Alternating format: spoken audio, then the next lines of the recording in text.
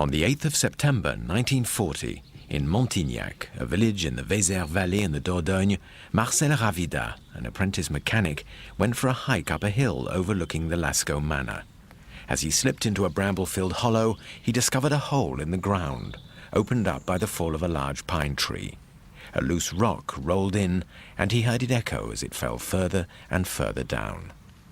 On the 12th of September, Ravida returned with a hurricane lamp and 3 friends, Jacques Marçal, Georges Aniel, and Simon Kencas. They widened the hole. Ravida climbed through and slipped down into a large cave.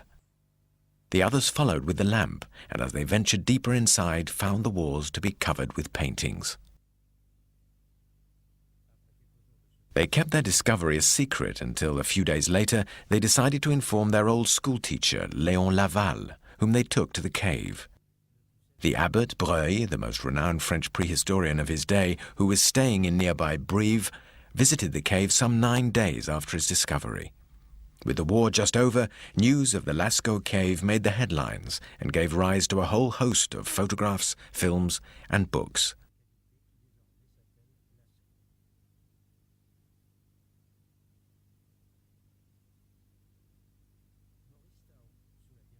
Under the supervision of the abbot Breuil, Maurice Taon began to study the cave paintings.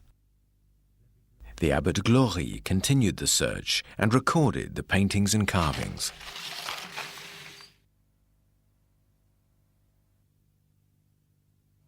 But most of the work in the cave involved the fitting of walkways for thousands of eager tourists whose trampling feet damaged much of the archaeological lair. The tourists and the air renewal system also imported bacteria and spores. Catalyzed by the lighting and carbon dioxide from the tourists' breath, green algae invaded the walls and white calcite crystals began to form on the paintings. In 1963, the cave was closed to the public and treated successfully against the green and white diseases. 20 years later, Lascaux II, a full-size underground copy of the cave, was opened nearby. 35,000 years ago, during the last ice age, Cro-Magnon man, or the first Homo sapiens, appeared in Western Europe, replacing Neanderthal man. Like his Neanderthal counterpart, he practiced burial rites.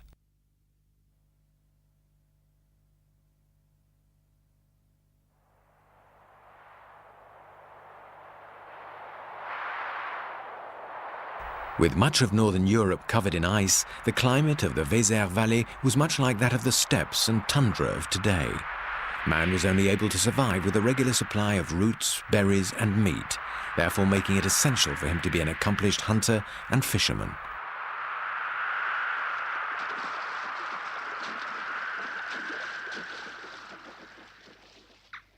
Caves, usually at the foot of sun-trapping cliff faces, were occupied for thousands of years.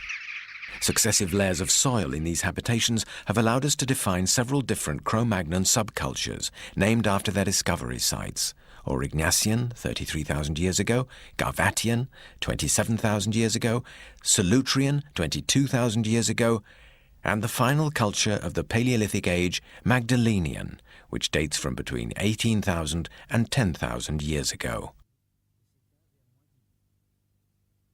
Wood fragments found at Lascaux have been carbon-14 dated at 17,200 to 15,500 years ago. It would seem then that the cave was inhabited for a 1,700-year period during the early Magdalenian.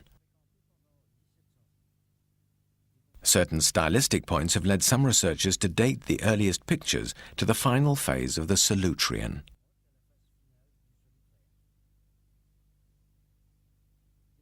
Traces of cave painting are spread over a limited number of areas: the Dordogne and Velez valleys, Quercy, the lower reaches of the Ardèche, the Pyrenees, and the coast of northern Spain. These places are all situated in westernmost parts of Europe, with geological similarities such as limestone caves made by erosion due to natural underground drainage systems. The Ice Age made these limestone areas even more fragile, creating caves. Large limescale fragments fell from the vaults and walls, enlarging the spaces, a process that is still going on. The Lascaux caves were formed by water infiltration through fissures in the plateau. The water dissolved the limestone, gradually forming underground streams and rivers.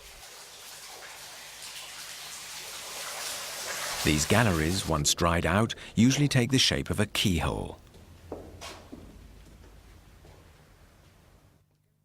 The dissolved limestone recrystallizes as calcite. At Lascaux, the vault was spared the forming of stalactites, as there is a fine layer of clay. Calcite had formed on the walls, but quite regularly, in the shape of small, rough-textured outgrowths known as cave coral.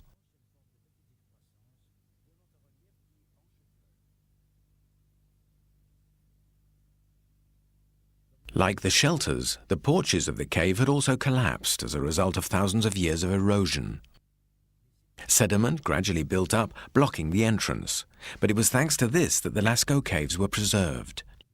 The discoverers of the cave in 1940 in fact entered very close to the original entrance.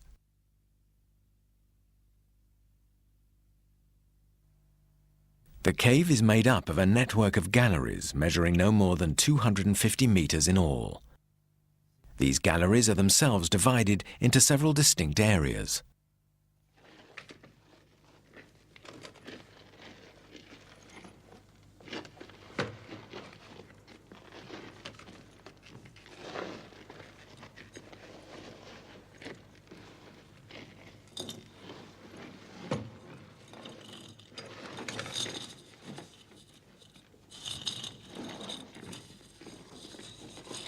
The Great Hall of the Bulls is oval-shaped and measures 6 to 9 meters across and 20 meters long. The highest point of the vault is 5 meters. The wall is regular, leaning slightly, and is covered with white calcite. Scale has fallen off in places, revealing a substratum of yellow limestone. There are at least 4 large bulls painted in order of size, the last being over 5 meters long. There are also horses, deer, bovines, signs,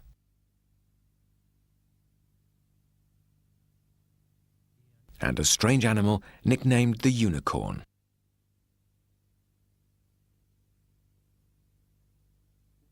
The Great Hall of the Bulls leads to the Painted Gallery, a narrow, slightly sloping keyhole-shaped passage, only 1 meter wide at ground level, but widening 2.5 to 3.5 meters at the upper, decorated part of the walls. Height from ground to vault measures 4 meters.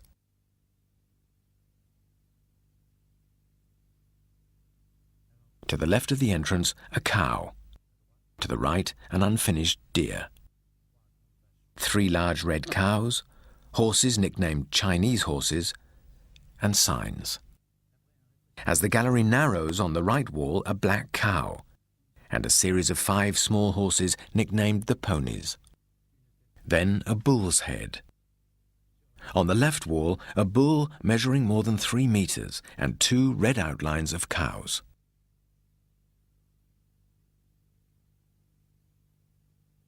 A large red horse faces the rear of the gallery. 2 mountain goats facing each other are separated by a large sign. The corridor ends with a false pillar, more signs, parts of horses, and a fallen horse. Further along, a low, narrow path elongates the gallery. On one of the walls, a red bison and 2 horses.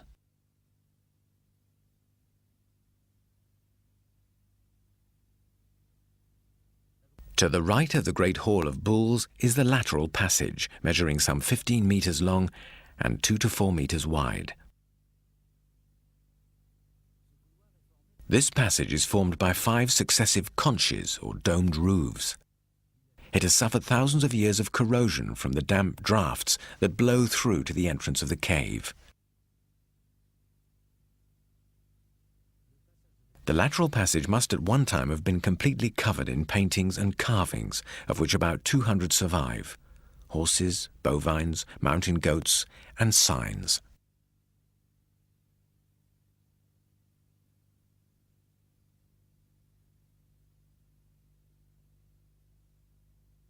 The lateral passage leads to the main gallery, a large 5-meter wide room sloping sharply down for 20 meters.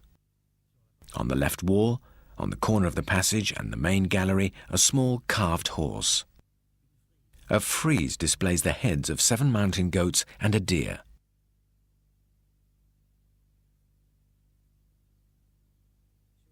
On another part of the wall, a bison, 5 horses, and some horse sketches.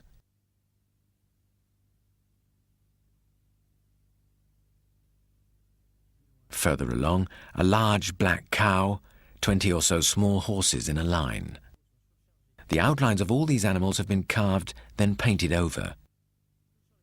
Close to the cow's hooves, several carved polychrome quadrangular signs known as blazons.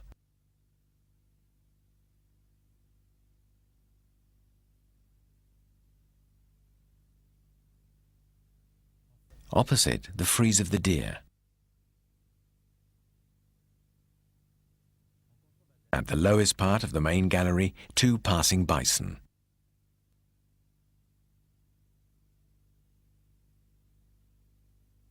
After the main gallery, there is a low, narrow passageway. This is a section of porous calcite that was evidently unsuitable for painting or carving. This narrow passage leads to the chamber of felines, some 25 meters long. It comprises several small carved conches, the first of which displays several big cats, numerous animal tracks and signs.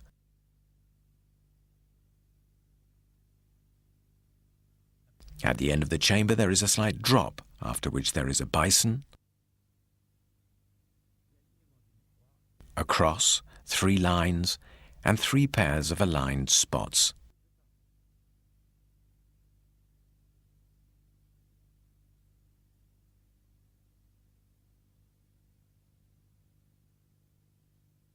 At the point where the lateral passage joins the main gallery, another room opens to the right. This is the Chamber of Engravings, about 5 meters wide and partly filled with a bank of clay several meters thick in parts. On the vault, 2 facing horses, one yellow, one red, and traces of other paintings worn away by corrosion.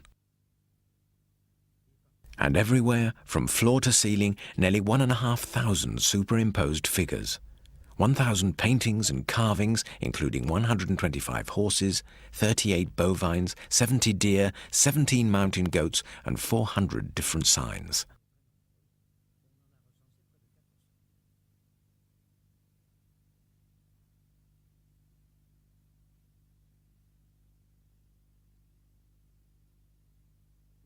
At the end of the Chamber of Engravings, just through a fissure in the limestone, is a shaft about 5 meters deep. At the bottom, a narrow passage is cut off at one end by a mass of fallen rock. On one wall of this passage, the neck and head of a horse.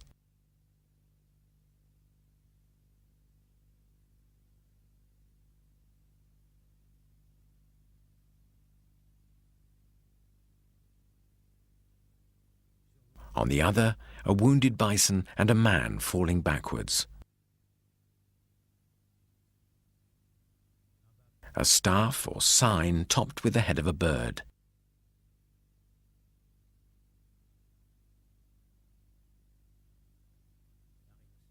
A rhinoceros, and 3 pairs of aligned spots.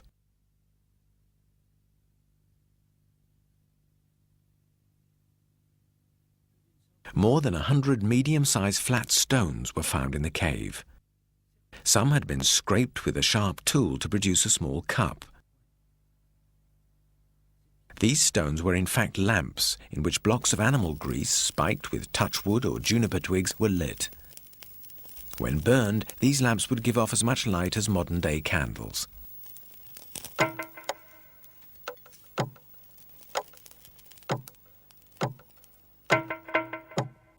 Other forms of lighting for the prehistoric artist would have included small fires lit on the ground or resin-based torches. The excavation of the clay in the shaft produced this carved and polished pink sandstone lamp.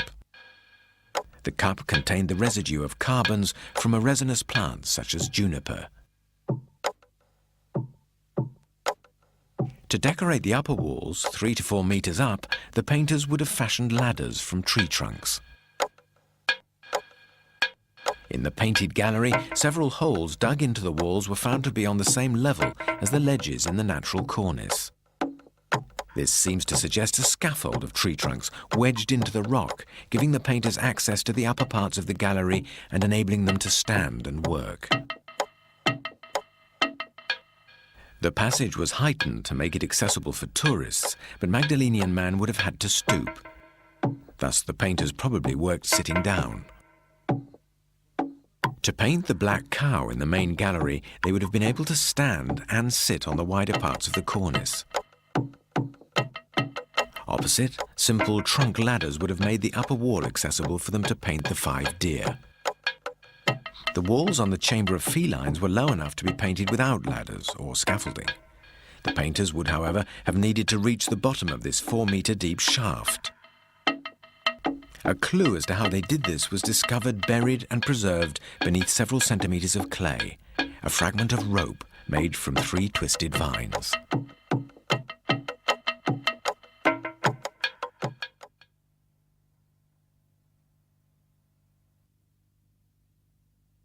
Persistence in penetrating the deepest parts of the caves is one of the most striking aspects of Paleolithic cultures. In the Combarel cave, one gallery is so low and narrow it can only be reached by crawling, and yet it was decorated for a full 250 meters from the cave's entrance.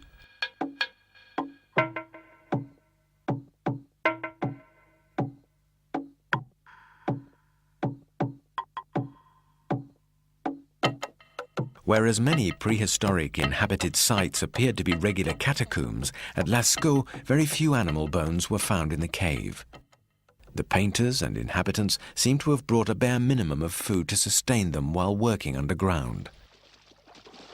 The meat of deer, boar, horse, and in particular reindeer, the most hunted animal in the region. Prehistoric man used reindeer antlers to fashion spearheads, several of which were found in the cave. The reindeer had a central place in everyday life, but curiously, it is the only animal not to appear among the cave paintings of Lascaux. Unless this indistinct carving in the chamber of engravings can be interpreted as a reindeer. The largest animals of Lascaux are aurochs, wild oxen now extinct, but the forebears of domestic cattle, and El Toro of the bull ring. The last recorded auroch to live in the wild was killed in Poland in the early 17th century. Several animals close to the aurochs have been bred by crossing different domestic species. The male would have been a powerful animal, measuring more than 2 meters at the shoulder. The female was much smaller and had a finer head and horns. The prehistoric bison was much bulkier than its descendant, the European bison, and its horns were also much larger. The scene in the main gallery may be a portrayal of a challenge between males during the spring mating season. One of the 2 bisons is molting, its dark winter coat falling off in clumps to reveal a lighter reddish coat. The 2 animals are close but facing away from each other, their tails erect, a sign of anger. This we can also see in the bison in the shaft and several carvings. Horses, large and small, abound at Lascaux, as in most decorated caves and shelters.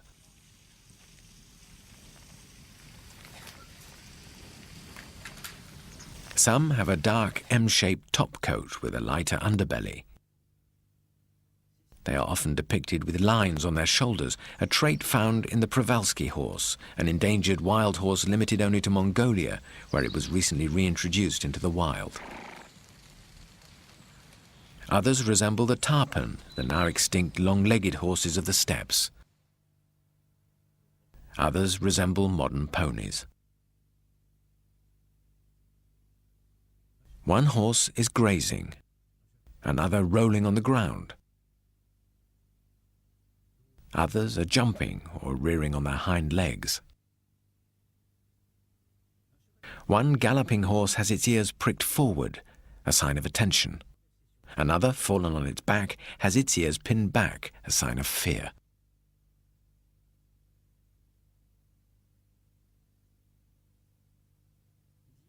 Pictures of deer are abundant. Some of the antlers were made to look even more impressive by the painters. Double branches, top branches, and sometimes widely spread tines.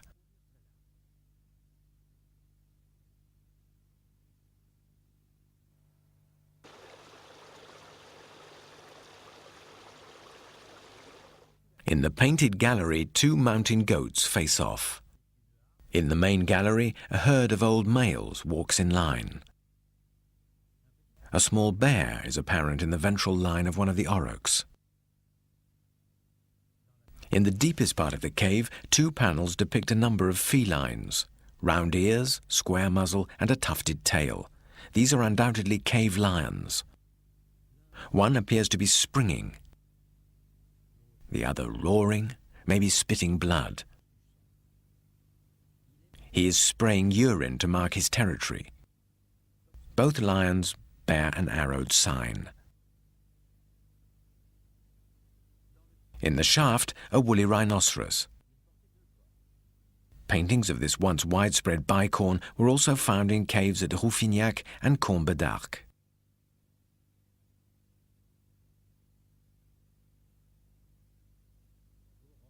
Auroch, bison, horse, deer, mountain goat, bear, lion, rhinoceros. The Lascaux menagerie is common to many other prehistoric caves.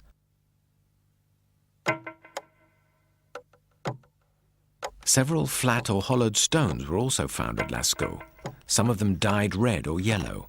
These are thought to be mortars. Others are pots for powders or paints. 100 or so colour-producing stones were found in the cave. Some show signs of wear. They may have been used to draw directly onto the walls, or they were scraped with flint to produce coloured powders, piles of which were discovered during the earliest explorations.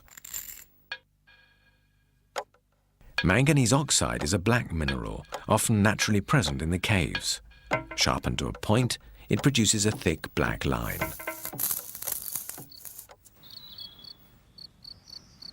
Ochre is dried clay, dyed red or yellow by iron oxide. There are numerous such deposits in the region. Ochre was used to tan hides, dye clothes, and colour domestic objects. It was probably also used to decorate hunting weapons, as makeup, body paint, or tattooing. Ochre certainly had a role in rituals, as it has been found at prehistoric shrines and altars. Red ochre may have been assimilated with blood, the case with certain peoples today. Prehistoric man used neither blue nor green. White, despite its ready availability at Lascaux, was not used either. The palette was limited, but the hues were subtle and many. Yellow ochre produced colours ranging from pale yellow to bright brown. Red ochre from orange to violet.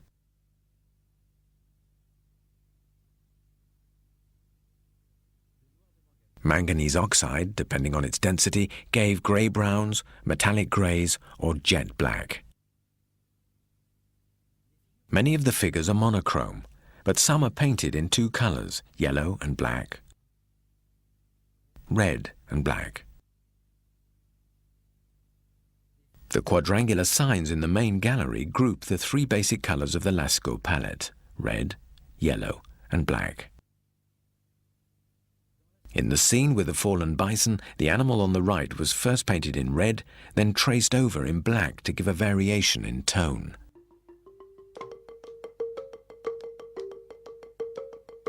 In the Great Hall of the Bulls and the painted gallery, the animals are outlined on the brilliant white background of the cave wall, punctuated with bare yellow limestone and the brown-red substratum.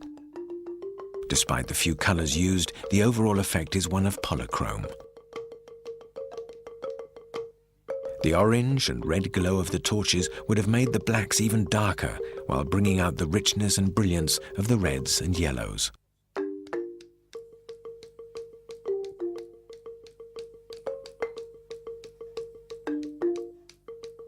Each surface required particular techniques. In the chamber of engravings and the main gallery, the limestone is generally smooth and crumbly. Pictures like the frieze of the deer were drawn rather than painted with a manganese oxide block for the first 4 heads and dark brown clay for the 5th. The drawing is based around a central X, an abstract motif running throughout the frieze.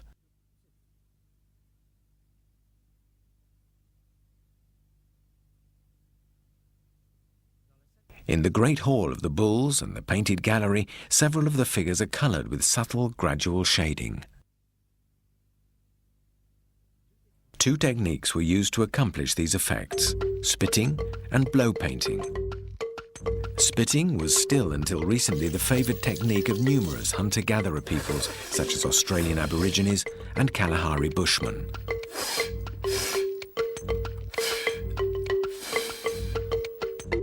This was the technique used for some of the oldest known rock paintings, stenciled hands.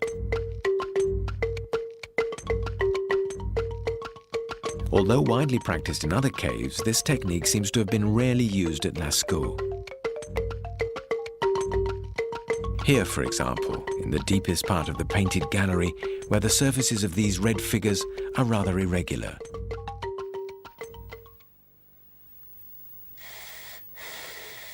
Blow painting literally consisted of blowing dry pigments onto the rock surface with a hollowed-out bone or reed.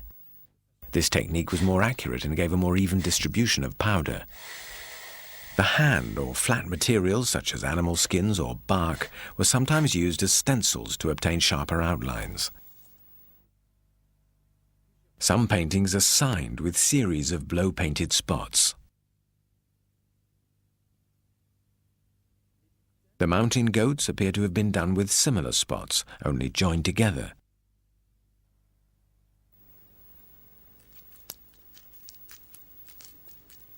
Using stamps made from rolled animal skin, the painters were able to print series of small or large spots onto the calcite. This was the technique used to paint the outline and details of the large aurochs. Spots were joined together to form the upper outline, whereas below, blow painting or a brush was used. Brushes were made by binding horsehair to a stick. These were used for the application of liquid paint contained in a stone pot. Brushes were used to paint the outline of the Chinese horses and the hooves of the passing bison in the main gallery.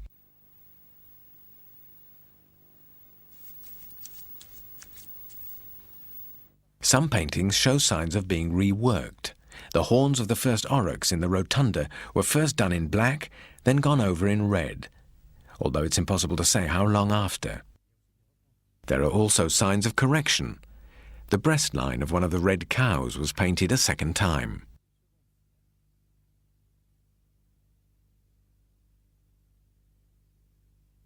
Considering the dirty and difficult nature of the artist's work, the painting seemed to have been done with great care, as though the walls were accorded a sacred respect.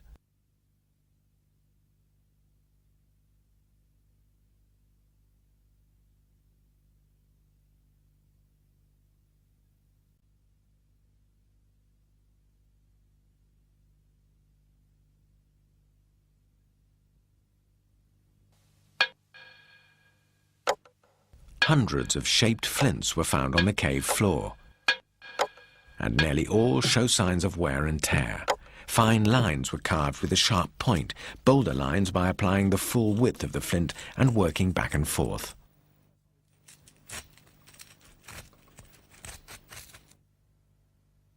The lines were carved deep to allow the lighter colour beneath the rock surface to show through. Carving was not used for the actual drawing of figures. It was only applied once the painting was finished, in order to contrast colours and to add perspective.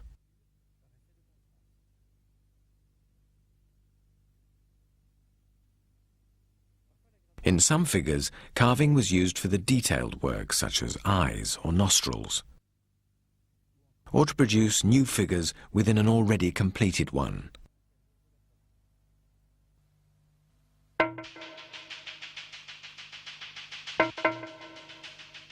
Carving was not limited to the walls of caves.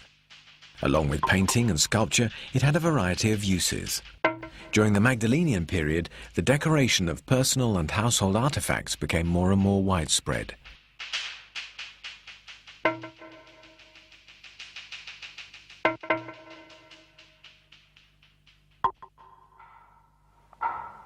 The first prehistoric men to enter the cave must have felt they had found a perfectly accommodating shelter, with walls, corridors, and white calcite surfaces perfectly prepared by nature for decoration. Many animals seem to be running on an imaginary ground formed by the lower banks. Likewise, a horse in the painted gallery appears to be clambering up a rock face. In the main gallery, the cornice becomes a field for a herd of cows. Formations in the rock itself also seem to have inspired the painting of certain figures. The shoulder and pelvis of this red cow correspond to the relief and flat surfaces.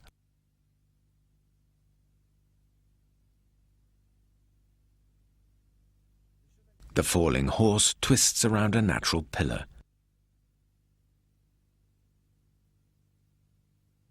The white calcite was uneven in places due to flaking, and the artists often incorporated the exposed yellow limestone into their paintings. In between the two facing aurochs are several deer paintings in various states of completion. The first is finished, the second is missing its head, the third its hindquarters, and in the fourth only the body exists. The antlers are depicted by two scales in the limestone, and in the fifth, only the antlers are painted while the body is portrayed in exposed limestone. It's as though the painter had seen the spirit of the animal contained in the rock. Since the caves were painted, the calcite has flaked in other places, disfiguring two of the aurochs. A large flake with traces of paint was discovered on the ground beneath the unicorn.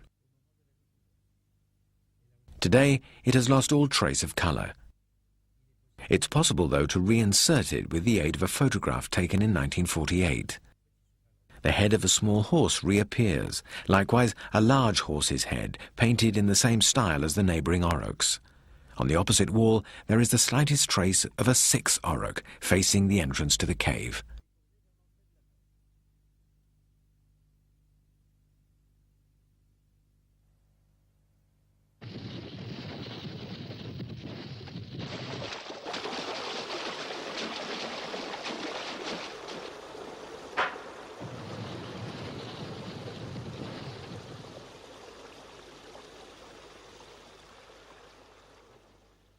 The majority of animals are depicted in flight. The auroch's legs are spread as though in full flight.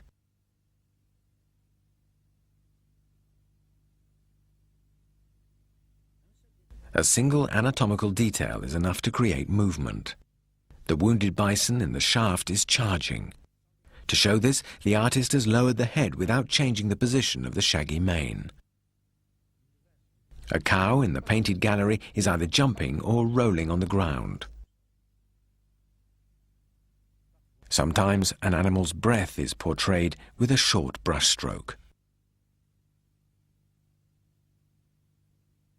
Some paintings of herds may actually be successive movements or positions of just one animal.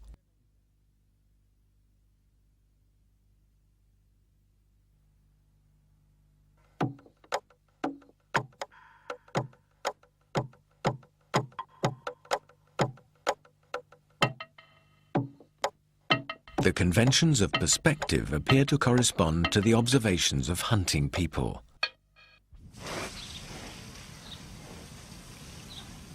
The horns of the aurochs had a double curve. This complex lyre-shaped form appears different depending on the angle from which the animal is viewed. In profile, with the horns parallel, they are S-shaped. With the head turned, they become C-shaped. The black cow in the main gallery displays other detailed characteristics. The joints and muscles are finely carved. The limbs are separated by the line of the underbelly and the breast line, giving a precise differentiation in perspective. It is often by interrupting a line or paint application that limbs are distinguished. Spaces were left in the paint, allowing the white of the calcite to separate the left and right front legs and the dewlap of this auroch, or to depict the different depths at which different members of the bison herd are standing.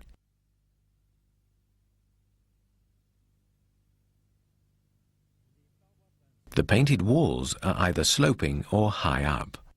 The painters worked close to the wall, but knew that visitors would have a lower, more oblique line of vision. Purposeful deformation was therefore applied to the figures. The body of the first cow in the painted gallery is painted high up on a concave surface. Its elongated shape self-corrects when seen from ground level, and even more so from the corridor. One of the aurochs in the rotunda is also very elongated, but becomes normal when seen from the center of the room. In the rotunda, the small horse was painted before the large one, as the ventral line stops just before the head. The large horse was painted well before the aurochs, whose backbone stops at the horse's head and continues after the mane. Likewise, dewlap, breast and forelegs spare the small horse which is prancing at its feet. On the contrary, the antlers of the red deer are superimposed on the auroch's snout. Thus this wall displays a very precise order of composition. The horse period precedes that of the aurochs, which in turn precedes that of the deer. But it is impossible to say whether a few days, weeks, years or centuries pass between the painting of the different animals. In fact, one of the most curious aspects of prehistoric cave painting is the way certain animals are covered by others, or sometimes interlace, or, on the contrary, avoid any such superimposition.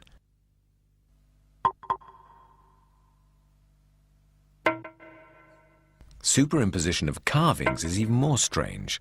Some of the walls at Lascaux, in particular those in the Chamber of Engravings, display thousands of carved lines. From this mess of lines we can distinguish both completed and unfinished animals. Deep cuts and light, shallow cuts.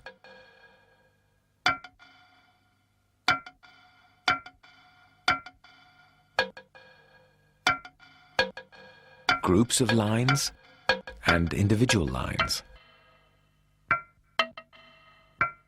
Random lines and very precise ones.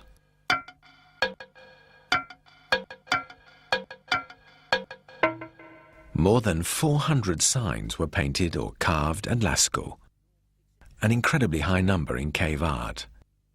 There are rectangular signs, parallel lines, also found on spearheads found in the cave, multiple chevrons seen on the lamp from the shaft. These are sometimes joined in chains.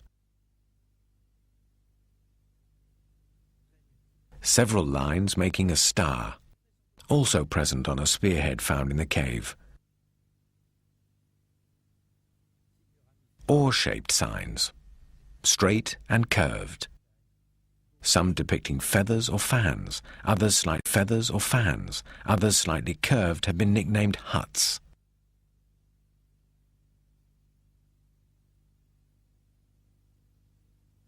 Quadrangular signs, of which more than 50 at Lascaux are compartmentalized rectangles. Signs made up of several figures, lines, crosses, sticks and spots. And groups of signs, series of hooked or barbed lines. And finally, prevalent groups or lines of spots.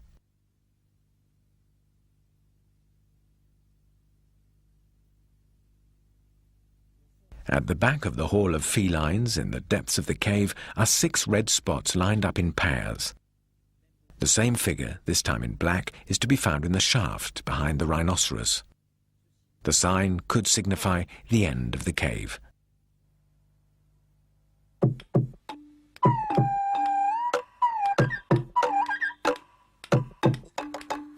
One of Lascaux's figures remains a mystery, the unicorn. A massive body, short tail, spotted coat, short, thick legs, a small head and short snout, a pair of thin, straight horns. Some have noticed similarities between the Lascaux unicorn and the Tibetan antelope, while others have interpreted the horns as the tip of the tail of the oryx just in front, in which case the animal could be a reindeer that has lost its antlers or a female. Female reindeer are spotted in certain seasons.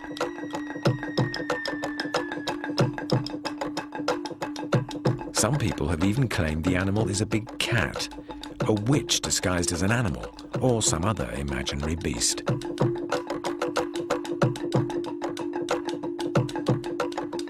There have indeed been some fantastic, unreal figures discovered in other caves.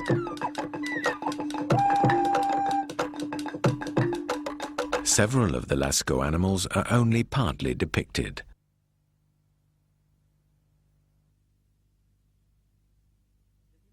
The animal is not shown in its entirety, but merely suggested with an outline, or one of its attributes, a practice that evokes more a sacred act than an artistic one.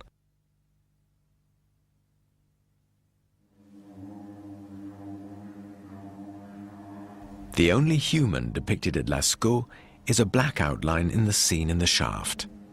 A bison, wounded by a spear and spilling its entrails, its tail up, charges or has just knocked over the man. The man has a bird-like head, a long thorax, spindly legs, and an erect penis. His arms are spread, and he has only 4 fingers. Below is a bird mounted on a staff, maybe the spear thrower that launched the spear to wound the bison. Similar characters have been found in other painted caves. For example, the horned men of Gabillou, or the so-called Great Sorcerer of the Trois Frères cave, a complex carving highlighted with black lines of a humanoid form with an impressive set of antlers. There are also several scenes with a man confronting an animal, like the one in the Villars cave, or the limestone carving from Roc de Serre of a man fleeing from the oryx or buffalo.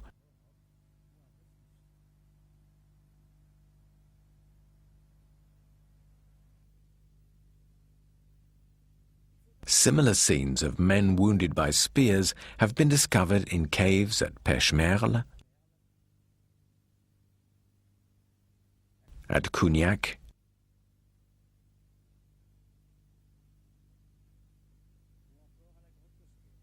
and at Cosquer. It's possible they depict either a legend or experience shared by all these cave-dwelling cultures.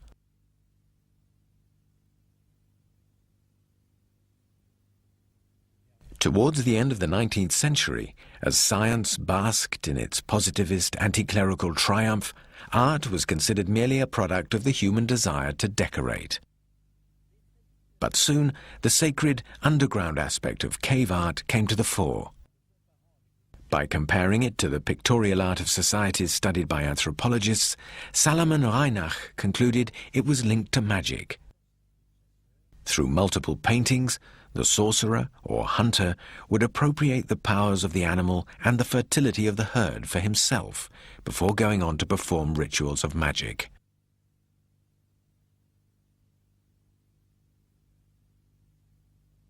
According to the abbot Breuil, the caves were havens for magical ceremonies.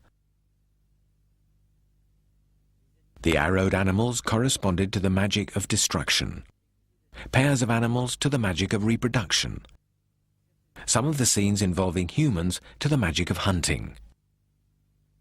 The hunting theme enables us to interpret many of the signs as spears, arrows, harpoons, and atlatls.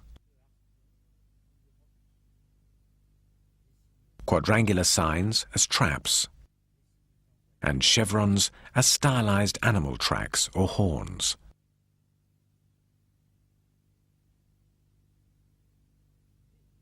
In 1945, Max Raphael suggested that the closeness of certain animals on the walls had a meaning. The decorated surfaces had an iconographic sense similar to totemism. The predominance of a particular species in one cave could well signify clan membership. But in 1950, Annette Laming-Empereur decided to return to the archaeological aspect of the artwork. The deepest caves contained repetitive themes, such as the pairings, horse-bison, or horse-auroch, many of which display sexual characteristics. These pairings may have symbolized alliances between clans, or possibly marriages. For example, the painted gallery may celebrate the joining of the cow and horse clans.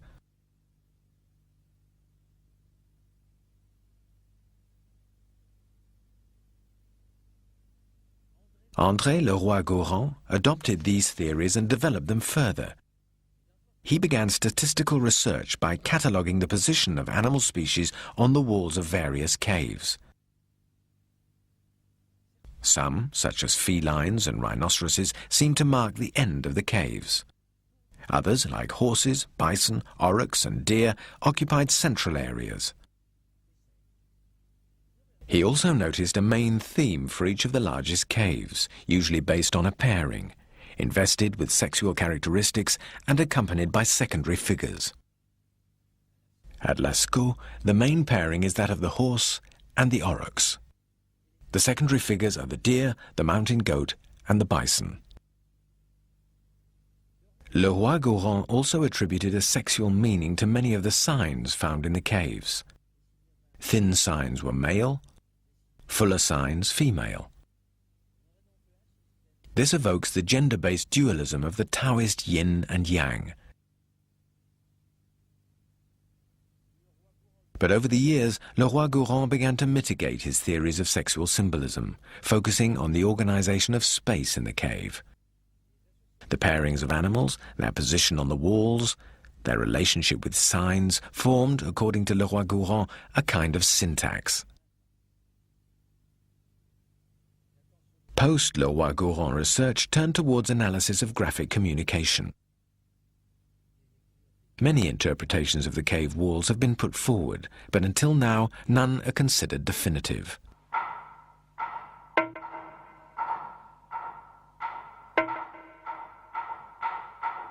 Besides, more recent prehistorians have begun to doubt the homogeneity of the decoration. Although the paintings lie side by side, they were painted over a period of some 20,000 years and hundreds of generations. Also, each cave is different. Each has its own style and symbolic organization.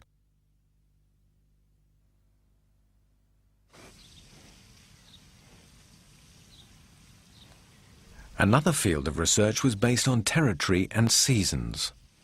Magdalenian hunters were semi-nomadic, following the annual migrations of their prey and returning each year to their main habitat. The Vézère Valley, opening towards the southwest and abundant in temperate flora, was a principal migratory thoroughfare to the hills of the Massif Central.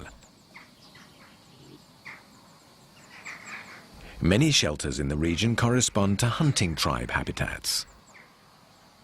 Decorated caves, despite their geographical proximity, more than likely belong to tribes that gradually evolved separately. Styles, techniques, emblematic animals, all were different. Only the original religious principles were the same. There are, though, evident links of parentage between some cave dwellers. Thus, these tectiform signs are found at Font-de-Gaume, Combarel, Rouffignac, and Bernifal. Likewise, the quadrangular signs at Lascaux are also present in the cave at Gabillou, some 60 kilometers away at the Vallée de Lille. Gabillou Cave shares other similarities with Lascaux, like the style of the horses, with their characteristic outline and the use of perspective.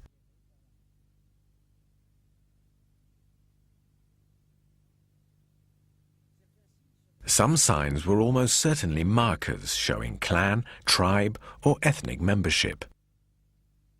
But it's likely that the cave paintings serve as both symbols of belonging to a particular people and complex images linked to a form of religion.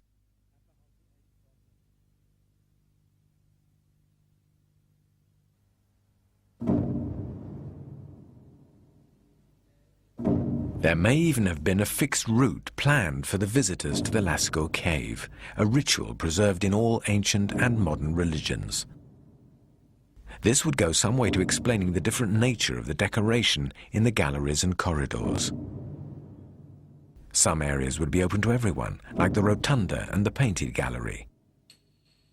This is where the members of the community would meet, familiarized with the animal imagery that they would decipher wall by wall, guided by a narrator, an elder, or shaman.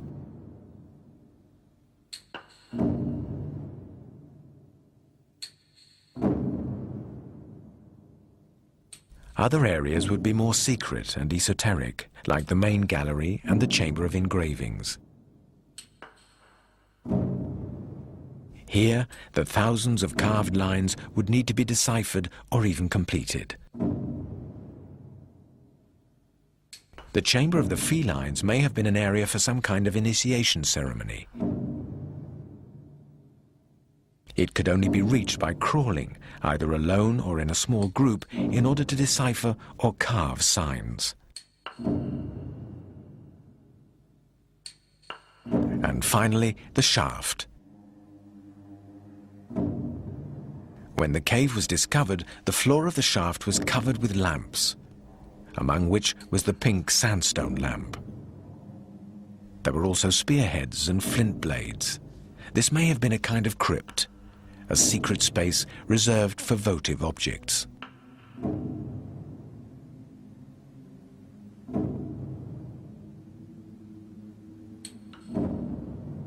Resonance would also have had a large role to play. A little imagination will tell us that ceremonies and visits were probably accompanied by music, singing, dancing, and declamation.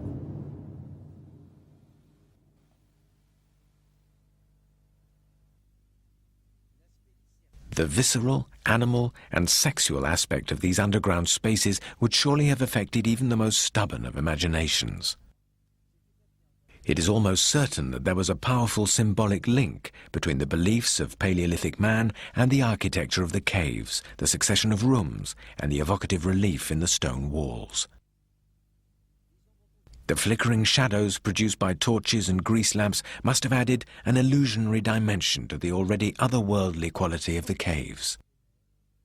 A world of darkness in antithesis to the world of light outside. Rock painting in general has often been associated to shamanism. During ritual ceremonies, the witch doctor of the South African San Bushman, for example, enters a possibly drug-induced state of trance and supposedly travels to other worlds.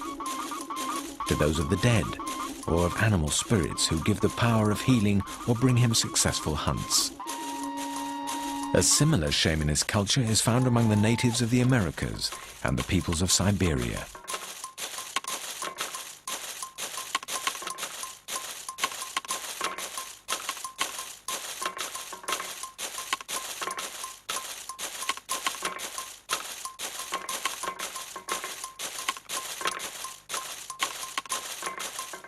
Some experts claim the man in the shaft is a shaman in a state of trance after sacrificing a bison. He's wearing a bird mask and carrying a staff mounted with the same bird's head. Maybe the visit to the darkness of this underworld was a way for Paleolithic man to experience for himself almost first-hand the trance-induced visions of the shaman. Maybe he believed that the spirits of the animals he painted resided behind the rock surface, a barrier between their world and the world of the spirits. Maybe the seemingly aimless carvings were in fact a representation of the cosmos from which animals originally sprang.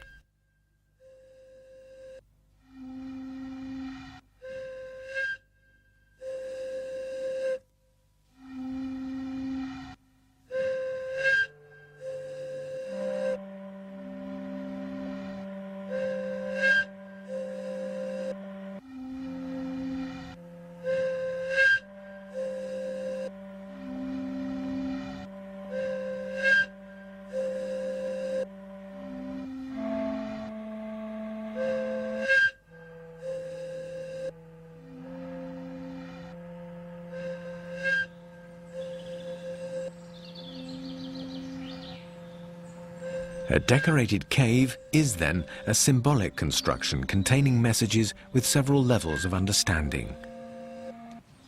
What can these messages be? Are they even decipherable? The caves are secret, sacred places.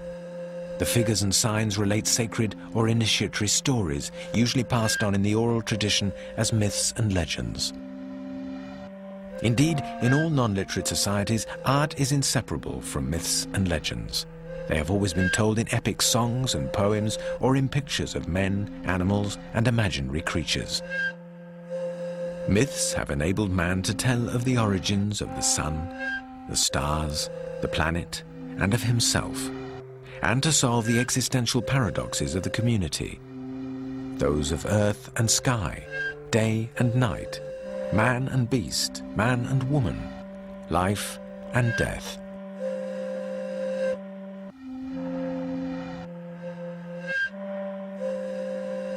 These paradoxes could be a possible explanation for the system of opposites in the pictures of the animals.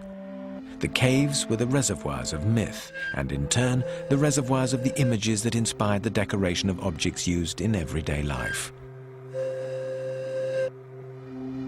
Pictures are the base of mythical tales, depicting questions and answers, and preserving these answers without which group identity could never have been established or safeguarded. It is impossible for us to do more than speculate on the true meaning of cave paintings and carvings, as they would appear to be pictures for the illustration of an oral recital.